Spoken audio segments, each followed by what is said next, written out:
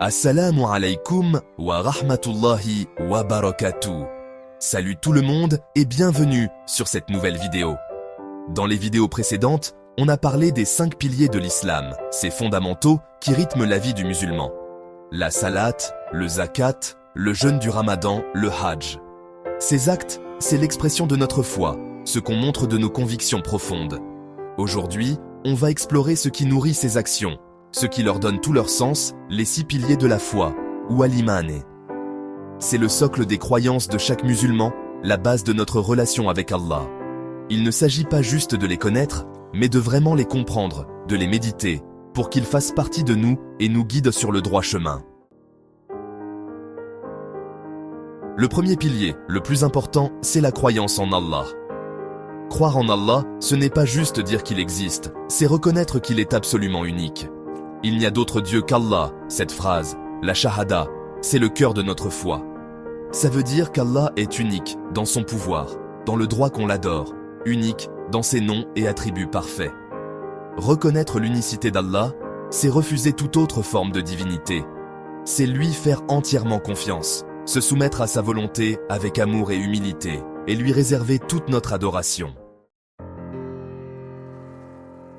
Le deuxième pilier, c'est la croyance aux anges. Ces êtres créés par Allah, faits de lumière, sont incroyablement puissants et obéissent totalement à leur créateur. Ils n'ont pas la liberté de choisir comme nous et se consacrent entièrement à suivre les ordres d'Allah. Parmi eux, Jibril, Gabriel, l'ange de la révélation, qui a transmis la parole d'Allah aux prophètes, dont notre prophète Mohammed, paix et bénédiction sur lui. Les anges ont un rôle essentiel dans l'univers, de la pluie qui tombe à la protection des croyants.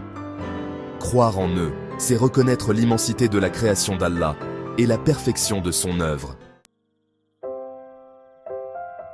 Le troisième pilier, c'est la croyance aux livres révélés.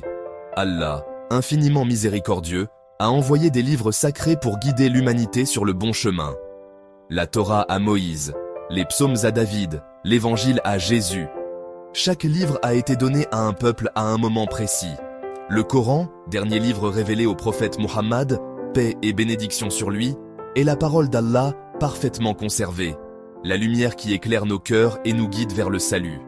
Croire aux livres révélés, c'est croire en un message divin universel, un appel à être juste et à se soumettre à la volonté d'Allah.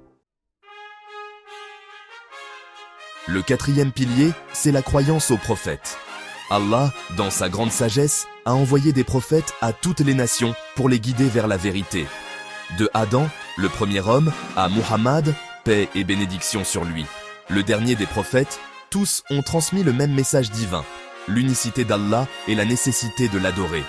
Ils ont été des exemples de piété, de courage et de sagesse, affrontant les difficultés avec patience et détermination. Croire aux prophètes, c'est reconnaître leur importance dans l'histoire de l'humanité et suivre leurs enseignements pour plaire à Allah. Le cinquième pilier, c'est la croyance au jour du jugement. Ce jour où le monde tel qu'on le connaît disparaîtra, c'est une certitude. C'est le jour où chacun de nous revivra et répondra de ses actes devant Allah. La justice parfaite d'Allah sera appliquée. On pèsera nos actions et chaque âme recevra ce qu'elle mérite, même pour les plus petites choses. Croire au jour du jugement, c'est vivre en sachant que nos actions auront des conséquences, et s'efforcer de vivre une vie droite et vertueuse. Le sixième pilier, c'est la croyance au destin. Le qadr, c'est croire qu'Allah sait tout, passé, présent et futur, et qu'il a décidé de tout ce qui se passe dans l'univers, du plus grand événement au plus petit détail. Mais croire au destin ne veut pas dire qu'on n'a pas le choix. Allah nous a donné la liberté de choisir entre le bien et le mal, et on est responsable de nos choix. Croire au qadr, c'est faire confiance à la sagesse d'Allah, accepter les épreuves avec patience et le remercier pour ses bienfaits.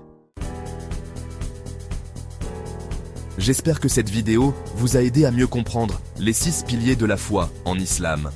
Ce ne sont pas juste des idées, mais les bases de notre vie spirituelle. Réfléchissez-y, approfondissez votre compréhension et laissez-les vous guider vers la satisfaction d'Allah.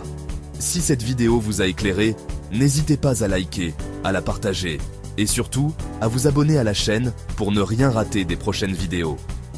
Barakallahu fikoum pour votre soutien. Et que la paix et la bénédiction d'Allah soient sur vous.